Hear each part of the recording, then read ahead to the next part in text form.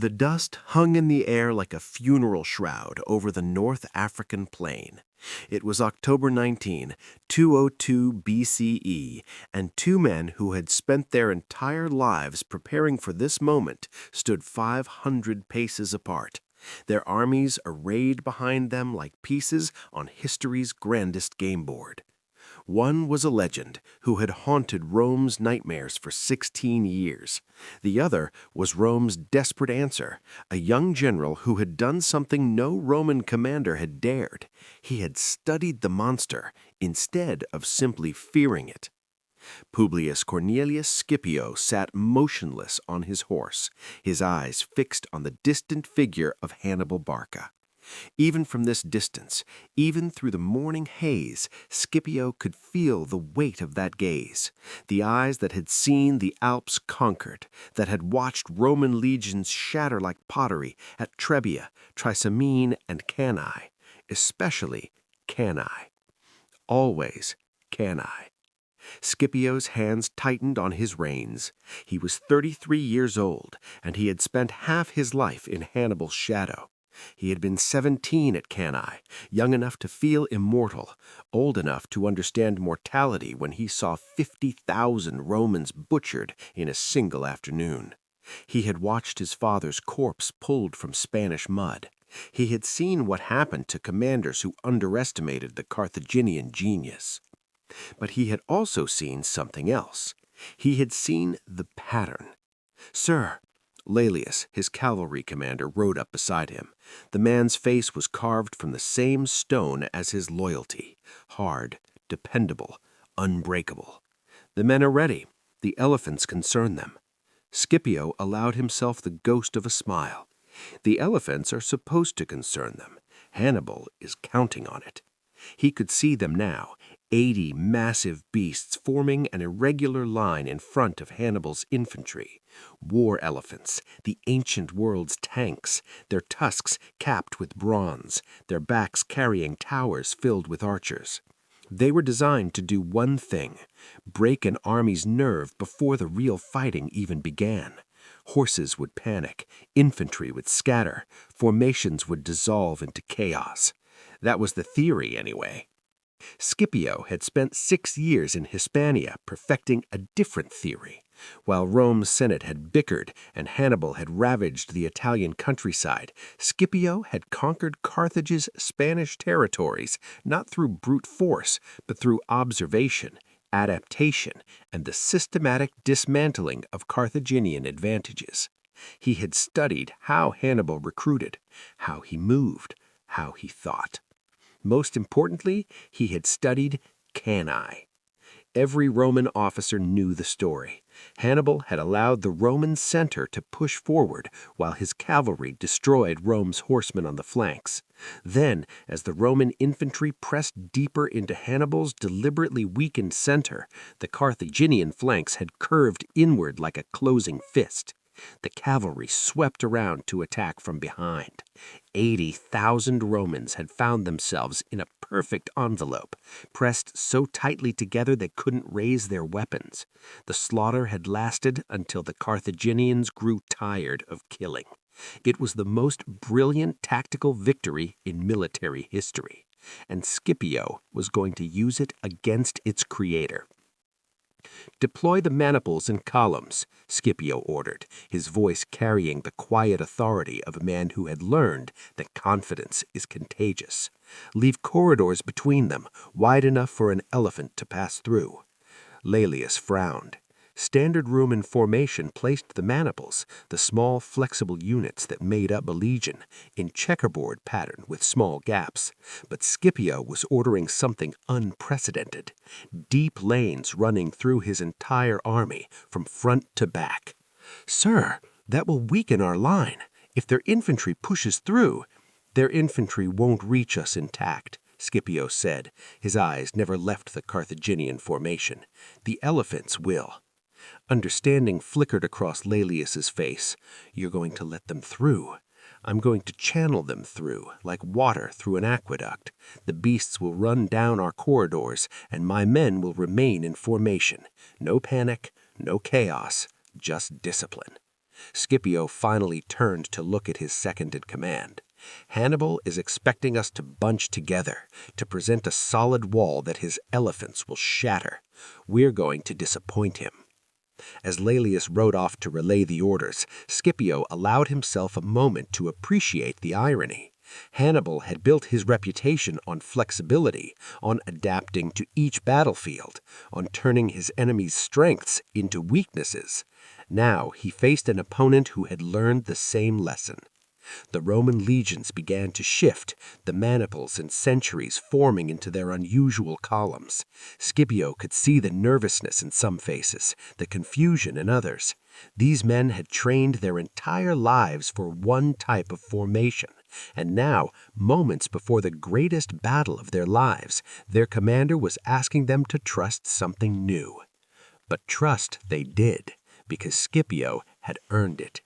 He had earned it in Hispania, where he had captured New Carthage in a single day by studying the tides and wading through what the Carthaginians believed was an impassable lagoon. He had earned it at Bacula and Ilipa, where he had used Hannibal's own tactics, the refused center, the devastating flank attack, to crush Carthaginian armies.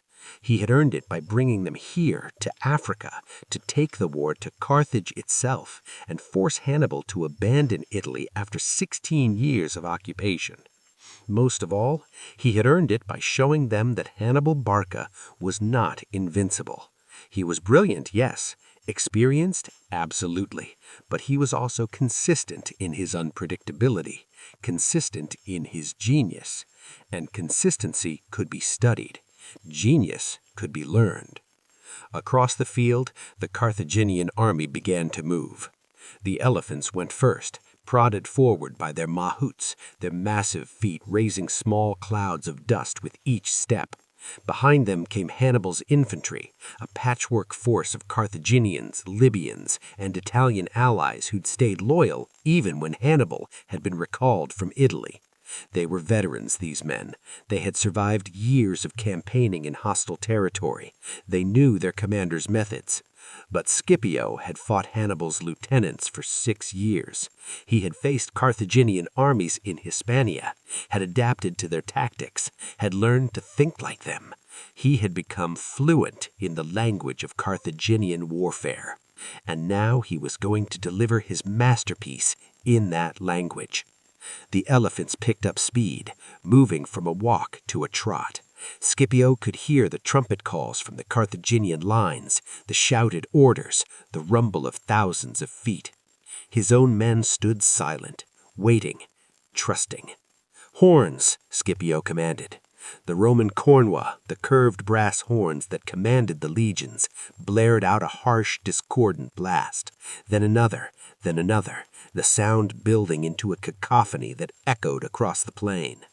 The elephants hesitated. These were not the disciplined war elephants of Carthage's glory days.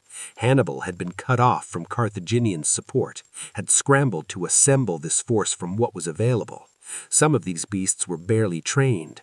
All of them were creatures of instinct, easily spooked, and the Roman horns were very, very loud. Several elephants at the front of the charge turned, confusion overriding training. Their handlers tried to correct them, but an elephant in panic is a force of nature. One elephant turned completely around and crashed back into the Carthaginian lines, trampling their own infantry. Others veered left or right, disrupting the careful spacing of Hannibal's formation. But some, perhaps 20 or 30, kept coming straight at the Roman center. "Hold!" Scipio's voice cut through the noise. "Hold formation!" The elephants hit the Roman line like a storm surge hitting a city of islands, but instead of smashing into a solid wall of shields and flesh, they fell on corridors, wide, clear paths that their animal minds registered as escape routes from the terrifying noise and the jabbing spears. They ran straight through. The Roman soldiers in the columns stood their ground, spears out, stabbing at the elephants as they passed, but primarily letting them go. A few men fell, crushed or gored, but the formations held. The elephants emerged from the rear of the Roman army, confused and injured, no longer a factor in the battle. Scipio watched it all with the detachment of an engineer observing a successful test. The elephant charge, the weapon that had terrified Roman armies for a generation, had been neutralized through understanding rather than brute force. Phase 1 complete. Now came the delicate part. Advance the center, Scipio ordered. Slow march, maintain the columns. The Roman infantry began to move forward, their formations still unusual, still showing those deliberate gaps. To Hannibal, it must have looked like confusion, like an army that hadn't quite recovered from the elephant charge. Scipio was counting on that perception. The two armies collided in the ancient way, shields crashing, spears seeking flesh, men pushing and stabbing and dying in the intimate horror of close combat. The Roman center engaged Hannibal's first line of infantry, and the killing began in earnest. But Scipio wasn't watching the center, he was watching the flanks. This was where Cannae had been won. This was where Hannibal had destroyed every Roman army he had ever faced. Superior Carthaginian cavalry would sweep away the Roman horsemen, then curl around to attack the infantry from behind. The envelope would close, the slaughter would begin. Except Scipio had spent 6 years making sure he would never fight Hannibal without superior cavalry.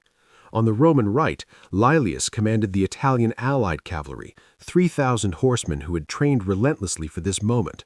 On the left, Massinissa led the Numidian cavalry, 6,000 light horsemen whose families had fought for Carthage for generations, until Scipio had convinced them that Rome's future was brighter than Carthage's past. Against them, Hannibal had perhaps 2,000 Carthaginian cavalry and 3,000 Numidians who had remained loyal to Carthage. The math was brutal and simple. Scipio watched as Massinissa's Numidians crashed into their countrymen on the Carthaginian right. The fighting was fierce. These were men who knew each other's tactics intimately, but numbers and fresh horses told. The Carthaginian Numidians began to give ground. On the other flank, Laelius's charge was textbook perfect. The Italian cavalry hit the Carthaginian horse like a hammer on an anvil, and Hannibal's outnumbered riders had no choice but to flee or die. Most chose to flee. And then, and this was the crucial moment, the moment that separated genius from mere competence, both Roman cavalry forces kept going. They didn't stop to loot. They didn't pause to reorganize. They pursued the fleeing Carthaginians off the battlefield entirely, clearing the flanks. In the center, the fighting had devolved into a brutal grind. Hannibal's first line of infantry, Ligurians and Gauls, good fighters but not elite troops, were being steadily pushed back by the Roman heavy infantry. The velites, Rome's light troops, had moved up through the corridors in Scipio's formation and were now harassing the Carthaginian flanks. Scipio watched Hannibal's second line into the fight, Carthaginian and Libyan veterans who knew their business. The Roman advance slowed, then stopped. Men fell in heaps. The wounded crawled between the legs of those still fighting. Blood turned the dust to mud. This was the moment Hannibal was waiting for. This was when the Roman center would become exhausted, when they would be most vulnerable to a devastating cavalry charge from the rear. But the Carthaginian cavalry was gone, chased from the field by superior Roman horsemen. Scipio permitted himself a tight smile. Hannibal had taught Rome that tactical genius mattered more than a brute force. Now Scipio was teaching Hannibal that tactical genius could be learned, replicated, and improved upon. The battle ground on. Minutes became an hour. The Roman triarii, the veteran third line that is rarely committed to battle, moved up to reinforce the hastati and principes. Scipio's columns began to close up now, the corridors no longer needed, the legions forming into the solid mass of steel and discipline that made Rome's infantry the terror of the Mediterranean. Hannibal committed his final reserve, his own veterans from Italy, the men who had marched over the Alps, who had won at Trebia and Trasimene and Cannae. They were older now, gray in their beards, but they were still deadly. They crashed into the Roman center with the fury of men who knew this was their last dance. The Roman line buckled but didn't break. And then, from the south, a sound that changed everything. Horns. Roman horns. Laelius and Massinissa had returned. They had chased the Carthaginian cavalry off the field, reorganized their forces, and now they were coming back to finish what they had started. 9,000 cavalry formed into a massive wedge, driving straight at the rear of Hannibal's infantry. Scipio stirred in his stirrups, his voice carrying across the battlefield. "Now! Push now!" The Roman infantry surged forward with renewed strength, driving into Hannibal's veterans from the front. At the same moment, 9,000 horsemen crashed into Hannibal's rear. The envelope Hannibal had perfected at Cannae closed around his own army. Scipio watched it happen with the cold satisfaction of a problem solved. Hannibal's infantry tried to form a circle, tried to fight in all directions, but you cannot form a defensive circle when you're already locked in close combat with an enemy to your front. The Carthaginian formation fragmented, units became isolated, isolated units became surrounded, surrounded units became massacres. It was Cannae in reverse. The student had taken the master's greatest lesson and perfected it. 20,000 Carthaginians died on that field. Another 20,000 were captured. The army that had terrorized Rome for a generation was destroyed in a single afternoon. In the chaos, Scipio saw Hannibal. The Carthaginian commander was trying to rally his cavalry, trying to organize a counterattack, trying to do something, anything, to salvage the situation. For a moment, their eyes met across the carnage. What passed between them in that instant was beyond words. Recognition, perhaps. Respect, certainly. The acknowledgement that passes between a teacher and a student who has surpassed him. Then Hannibal turned his horse and rode from the field, not in panic, but with the measured retreat of a man who knew when a battle was lost and that surviving to fight another day was sometimes the greatest victory available. Except there would be no other day. This was the end. Carthage sued for peace within weeks. The terms were harsh. Give up all territories outside Africa, surrender the navy, pay massive reparations, never make war with Rome's permission. The great rival that had nearly destroyed Rome was reduced to a client state, neutered and broken. Hannibal lived another 20 years, always looking over his shoulder, always one step ahead of Roman assassins, until finally, cornered in a minor kingdom on the edge of the world, he took poison rather than give Rome the satisfaction of chains. Scipio became Africanus, the cognomen honoring his victory in Africa. He became the most celebrated Roman of his generation, the man who had saved the Republic. But he also became something else. Proof that genius is not born but built, that mastery can be achieved through observation and adaptation, that the greatest way to defeat a revolutionary is to learn his revolution and make it your own. In the decades that followed, Roman commanders would study the Battle of Zama as carefully as Scipio had studied Cannae. They would learn that cavalry supremacy mattered, that flexibility in formation could counter unexpected tactics, that understanding your enemy was as important as understanding yourself. They would learn that the greatest trick in warfare is not having a brilliant tactic, it's being able to recognize when your opponent is using one and knowing how to counter it. Because here's what the history books sometimes miss. Scipio didn't just beat Hannibal at Zama, he beat the idea of Hannibal, the notion that existed military geniuses so transcendent that they couldn't be matched or countered. He proved that brilliance, studied carefully enough and practiced diligently enough, could be replicated and even exceeded upon. The dust settled over that North African plain, and with it settled a question that had plagued Rome for 16 years. Could Hannibal be beaten? The answer was never in doubt, really. It just required someone willing to do the hard work of learning, someone willing to study the master not with hatred or fear, but with the cold, analytical eye of a student determined to graduate. Scipio Africanus had done his homework, and on that October day in 202 BCE, he turned in the perfect paper written in the blood of the army that had taught Rome what true fear felt like. The master had met his match, the student had become the teacher, and Rome had learned to dance. Up next, if you like content like this, please like the video, leave a comment, and subscribe for more.